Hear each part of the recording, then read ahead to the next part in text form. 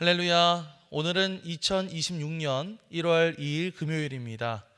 2026년 새해에도 정심일 예배를 통해 경건의 일상을 살아가고자 하시는 우리 큰믿음 유신교회 모든 성도님들을 사랑하고 축복합니다. 다 함께 사도신경으로 우리의 신앙을 고백하며 하나님 앞에 나아가겠습니다.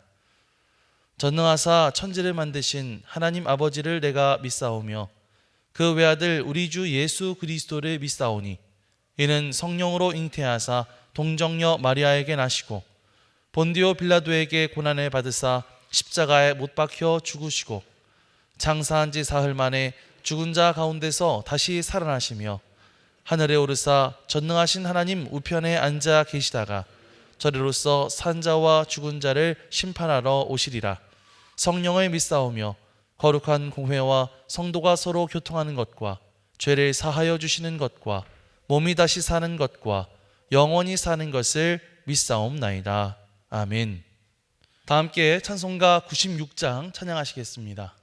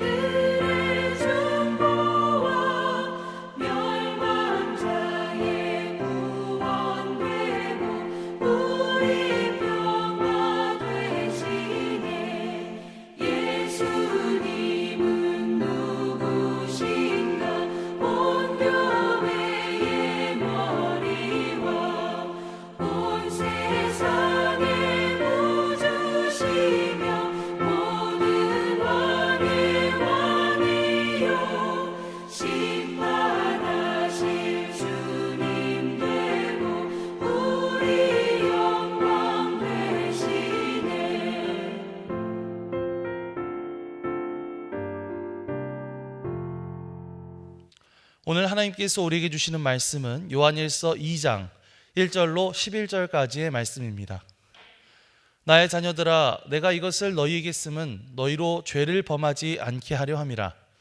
만일 누가 죄를 범하여도 아버지 앞에서 우리에게 대언자가 있으니 곧 의로우신 예수 그리스도시라.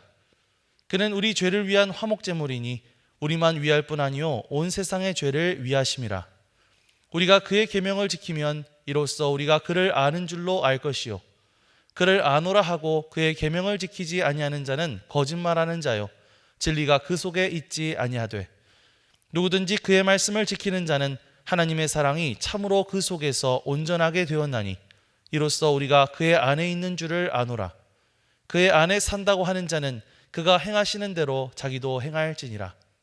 사랑하는 자들아, 내가 새 계명을 너희에게 쓰는 것이 아니라 너희가 처음부터 가진 옛 계명이니 이 옛 계명은 너희가 들은 바 말씀이거니와 다시 내가 너희에게 새 계명을 쓰노니 그에게와 너희에게도 참된 것이라. 이는 어둠이 지나가고 참빛이 벌써 비침이니라. 빛 가운데 있다 하면서 그 형제를 미워하는 자는 지금까지 어둠에 있는 자요 그의 형제를 사랑하는 자는 빛 가운데 거하여 자기 속에 거리낌이 없으나 그의 형제를 미워하는 자는 어둠에 있고 또 어둠에 행하며 갈 곳을 알지 못하나니 이는 그 어둠이 그의 눈을 멀게 하였음이라. 이는 하나님의 말씀입니다. 아멘. 할렐루야. 새해를 맞아서 말씀을 듣는 여러분의 심령 속에 성령님의 충만함이 함께해 주시기를 간절히 축원합니다. 오늘부터 우리는 요한 1서 말씀을 함께 나누도록 하겠습니다. 요한 1서는 사도 요한이 쓴 편지 글이죠. 당시 초대교회는 나는 하나님을 잘 안다 라고 말하면서 실제의 삶은 엉망인 사람들이 있었습니다. 그들은 영혼만 구원받으면 육체로 짓는 죄는 아무런 상관이 없다라고 주장을 하면서 거룩한 삶을 포기하고 형제의 사랑을 외면했죠. 사도 요한은 이 편지를 통해서 하나님과 깊은 사귐이 있는 삶은 과연 무엇인가 우리에게 가르쳐주고 있습니다. 요한은 이런 가짜 믿음을 경계하면서 빛 가운데 거하는 성도에게는 반드시 삶의 증거가 나타나야 한다고 주장하고 있는데요. 오늘 말씀을 통해서 우리가 올 한 해 걸어가야 할 그 믿음의 길을 점검하는 그런 귀한 시간이 되었으면 좋겠습니다. 우리 1절과 2절 말씀을 먼저 살펴보겠습니다. 나의 자녀들아, 내가 이것을 너희에게 쓰면 너희로 죄를 범하지 않게 하려 함이라. 만일 누가 죄를 범하여도 아버지 앞에서 우리에게 대언자가 있으니 곧 의로우신 예수 그리스도시라. 그는 우리 죄를 위한 화목제물이니 우리만 위할 뿐 아니요 온 세상의 죄를 위하심이라. 아멘.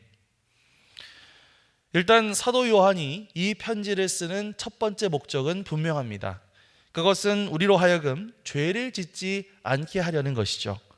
당시 영지주의 이단들은 육체의 행실은 중요하지 않다 이렇게 말하면서 죄를 굉장히 가볍게 여겼습니다. 그러나 요한은 단호하게 선을 긋고 있죠. 빛이신 하나님과 사귀는 자는 죄와 공존할 수가 없기 때문입니다. 우리 성도의 목표는 그저 적당히 도덕적으로 사는 것이 아니라 하나님을 닮은 거룩함이어야 하죠. 그러나 한편으로 요한은 거룩을 향한 우리의 열망과 자꾸만 부딪히는 우리의 차가운 현실 또한 외면하지 않고 있습니다. 그것은 우리가 여전히 연약한 육신을 입고 있기 때문인데요. 우리는 보통 새해를 맞으면서 결심하죠. 새해에는 정말 하나님 앞에 죄 짓지 않고 거룩한 삶을 살겠어. 이렇게 결단을 하지만 어느새 정신 차려보면 넘어져 있는 내 자신의 모습을 발견하고 또 낙심하곤 합니다.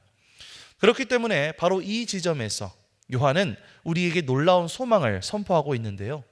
그렇게 우리가 연약함 때문에 또다시 죄를 저지르게 된다 하더라도 우리에게는 그것을 변호해 주실 대언자가 계신다라고 하는 말이죠. 여기서 대언자라고 하는 말은 법정 용어로 변호사를 뜻하는 말입니다. 우리가 죄를 지어서 사탄의 정죄를 받게 될 때 재판장이신 하나님 앞에서 우리를 변호해 주는 분이 계시다라는 것인데요. 그분이 누구실까요? 바로 의로우신 예수 그리스도이십니다. 예수님은 말로만 우리를 변호하시는 분이 아니시죠. 이전에 나와 있는 말씀처럼 친히 우리의 죄를 위한 화목 제물이 되셔서 자신의 피를 증거로 우리를 변호해 주고 계십니다. 사랑하는 성도 여러분, 우리는 이 부분에서 아주 중요한 영적 균형을 배워야 합니다.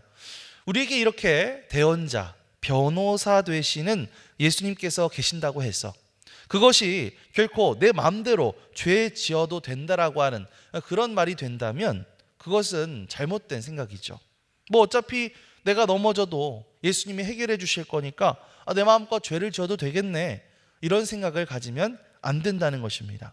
그런 생각은 하나님의 은혜를 모독하는 생각이죠.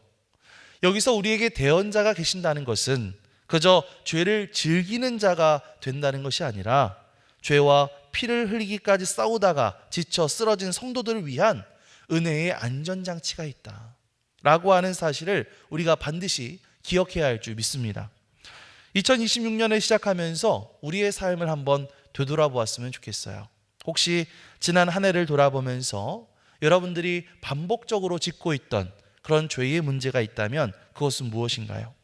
그런 죄의 문제가 있었다면 혹은 어쩔 수 없었다는 핑계로 합리화하던 그런 잘못된 습관이 있었다면 그것을 단호하게 새해에는 끊어내야 할 줄 믿습니다. 그러나 동시에 나의 연약함 때문에 깊은 죄책감에 빠져 계신 분이 계시다면 눈을 들어서 우리의 대언자이시요 변호사 되시는 예수님을 바라보아야 할 줄 믿습니다. 사탄은 올해도 끊임없이 우리의 곁에서 우리를 정죄할 겁니다. 넌 자격이 없어. 너는 실패했어. 라고 말하면서 우리를 어둠 속에 가두려고 할 것입니다. 하지만 우리의 대언자이시여 변호사 되시는 주님은 우리에게 말씀하십니다. 괜찮아. 나의 십자가의 피가 너를 덮어줄 거야. 라고 말씀하시면서 우리에게 다시 일어날 힘을 주실 줄 믿습니다. 우리가 빛 가운데 거할 수 있는 첫 번째 증거는 우리의 완벽함이 아니라 나의 연약함을 고백하면서 예수 그리스도의 십자가를 의지하는 겸손함인 줄 믿습니다. 오늘도 의로우신 변호사 되시는 예수 그리스도의 손을 잡고 다시 그 거룩의 길로 들어서 갈 수 있는 저와 여러분들 되시기를 주님의 이름으로 간절히 축원합니다. 이어서 우리 3절에서 6절 말씀을 다시 한번 읽어볼까요? 우리가 그의 계명을 지키면 이로써 우리가 그를 아는 줄로 알 것이요 그를 아노라 하고 그의 계명을 지키지 아니하는 자는 거짓말하는 자요 진리가 그 속에 있지 아니하되 누구든지 그의 말씀을 지키는 자는 하나님의 사랑이 참으로 그 속에서 온전하게 되었나니 이로써 우리가 그의 안에 있는 줄을 아노라. 그의 안에 산다고 하는 자는 그가 행하시는 대로 자기도 행할지니라. 아멘. 당시의 거짓 교사들은 자신들이 하나님을 아는 아주 특별하고 신비한 지식을 가졌다라고 주장했습니다. 그들은 그저 이 머리로만 깨닫는 지식이 있으면 그게 바로 구원받은 것이기 때문에 우리의 손과 발로 이 계명을 지키는 행위는 수준 낮은 신앙이야 이러면서 비판했죠. 요한은 오히려 그런 사람들을 향해서 너희는 거짓말하는 사람들이다 라고 비판합니다. 하나님을 안다라고 했을 때 그 안다라고 하는 것은 단순히 우리가 머리로 그냥 지식을 축적해서 아는 그런 것이 아니죠.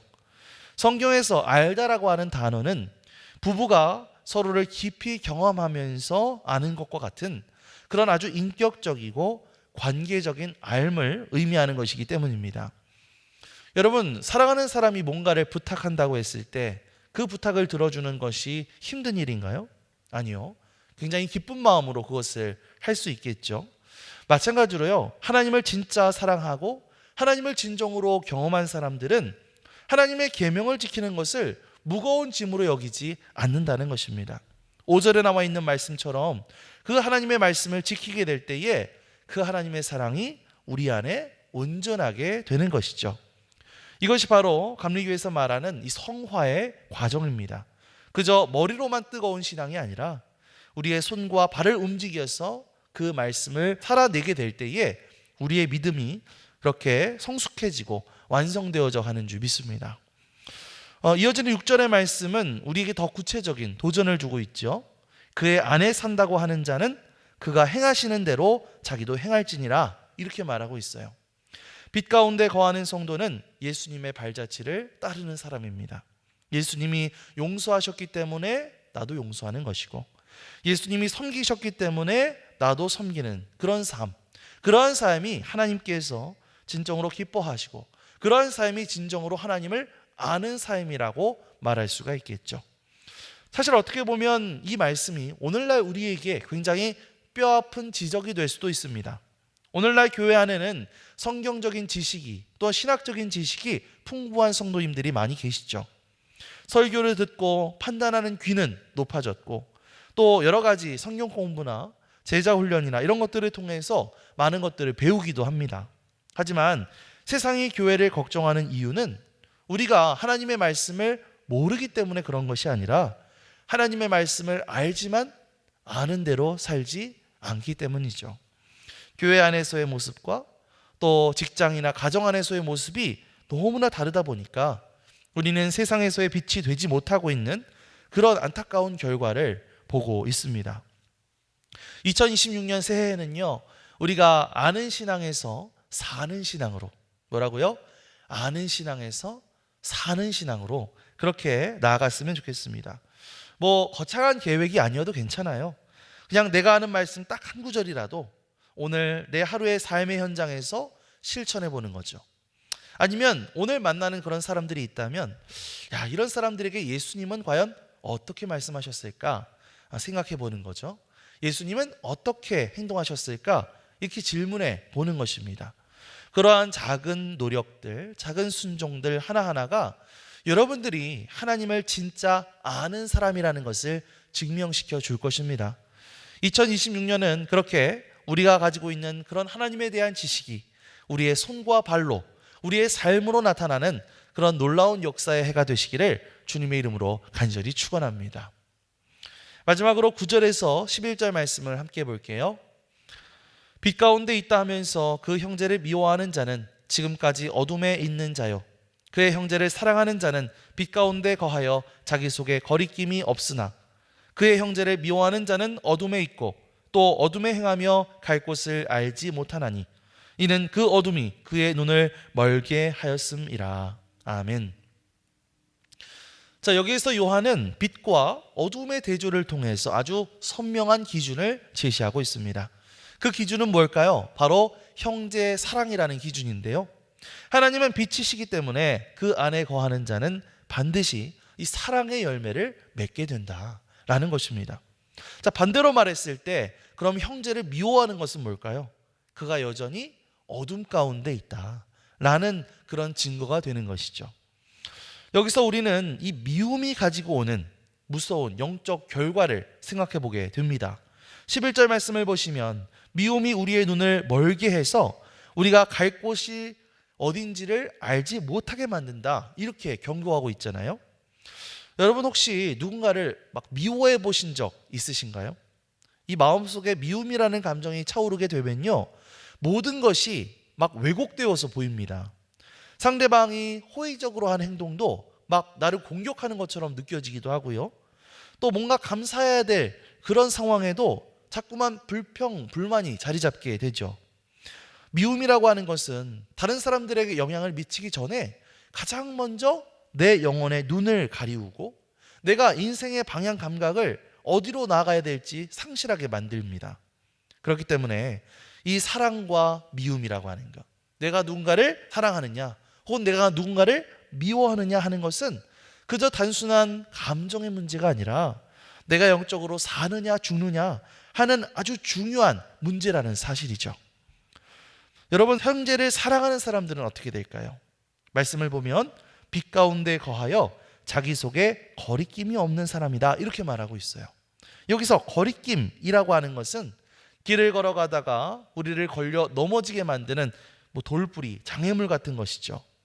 그러니까 다시 말하면 사랑이라고 하는 것은 우리의 인생 길에 놓여 있는 그러한 여러 가지 장애물들을 치워준다는 거예요. 사랑하면 관계가 열리게 되고요. 또 그렇게 관계가 열리게 되면 기도의 문도 열리게 되고요. 기도의 문이 열리게 되면 축복의 통로가 열리게 되는 줄 믿습니다. 우리는 살아가면서 정말 수많은 사람들과 수많은 관계 속에서 살아가죠. 그 중에는 내 마음을 물론 좋게 만드는 분들도 계시지만 내 마음을 아프게 만드는 그런 사람들도 있고, 그 가운데는 정말 도저히 용서가 안 되는 사람들도 분명히 있을 겁니다. 오랜 시간 동안 감정의 골이 깊어진 채로 그냥 그렇게 지내왔던 그런 성도님들도 계실 거예요. 하지만 여러분, 우리가 이 빛 가운데 거하기 위해서는 이 마음 가운데 있는 미움의 문제를 반드시 해결해야만 합니다. 이거는 어떻게 보면 그저 선택사항이 아니라 빛의 자녀인 우리의 정체성의 문제이기도 하기 때문이죠. 새해를 시작하면서 하나님께서 우리에게 원하시는 가장 큰 예물은 아마도 이 화해일지 모르겠습니다. 그렇기 때문에 우리가 기도할 때 뭐라고 기도해야 될까요? 하나님, 내 힘으로는 저 사람을 사랑할 수가 없습니다. 제 힘으로는 내가 저 사람을 도저히 용서할 수 없습니다. 그러나 주님께서 나를 사랑하신 그 사랑으로, 그 은혜의 마음으로 저 사람을 용서하게 하여 주시옵소서. 저 사람을 사랑할 수 있는 힘을 허락하여 주시옵소서. 이렇게 기도해야 될 줄 믿습니다. 그렇게 기도할 때에 성령님께서 우리들을 도와주실 거예요. 성령의 도우심을 통해서 내 눈에 가리고 있는 그 미움의 안대를 벗어버릴 수 있게 될 것입니다. 내가 먼저 그 사람에게 손을 내밀고 내가 먼저 굳어있는 표정을 풀게 될 때에 우리 마음 가운데 있었던 여러 가지 어려움들과 또 우리 마음을 지배하고 있는 그 어둠은 물러가게 되고 우리의 마음 가운데 그 하나님께서 비추어 주시는 환한 그 사랑의 빛이 비추어지게 될 줄 믿습니다. 그렇게 성령님의 도우심을 통해서 우리 마음 가운데 있는 미움이 사랑으로 변화되는 역사, 그리고 그 역사를 통해서 힘차게 올 한 해도 빛의 길을 걸어갈 수 있는 저와 여러분들이 되시기를 주님의 이름으로 간절히 축원합니다. 아멘. 기도하겠습니다. 사랑과 은혜가 풍성하신 하나님, 2026년 새해의 첫 시간을 주님과 함께 시작하게 하심에 감사를 드립니다. 우리가 한 해를 살아가면서 죄와 치열하게 싸우되 넘어질 때마다 우리를 변호하시는 예수 그리스도의 은혜를 의지하여 다시 그 거룩의 길로 들어서게 하여 주시옵소서. 새해에는 그저 아는 것에만 머무는 것이 아니라 주님의 계명에 순종하여 삶으로 믿음을 증명하는 성숙한 성도가 되게 하여 주시옵소서. 무엇보다도 우리 안에 있는 그 미움을 몰아내고 형제를 뜨겁게 사랑함으로써 빛 가운데 거하는 복된 한 해가 되기를 간절히 소망합니다. 우리의 가정과 일터가 주님의 사랑으로 온전해지게 하여 주시고 세상 가운데 그리스도의 빛을 비추는 통로가 되게 하여 주시옵소서. 2026년 한 해도 주님과 동행하는 기쁨을 누리게 하여 주옵소서. 감사드리며 예수 그리스도의 이름으로 기도드립니다. 아멘. 하늘에 계신 우리 아버지여, 이름이 거룩히 여김을 받으시오며 나라가 임하시오며 뜻이 하늘에서 이루어진 것 같이 땅에서도 이루어지이다. 오늘 우리에게 일용할 양식을 주시옵고 우리가 우리에게 죄 지은 자를 사하여 준 것 같이 우리 죄를 사하여 주시옵고 우리를 시험에 들게 하지 마시옵고 다만 악에서 구하시옵소서. 나라와 권세와 영광이 아버지께 영원히 있사옵나이다. 아멘.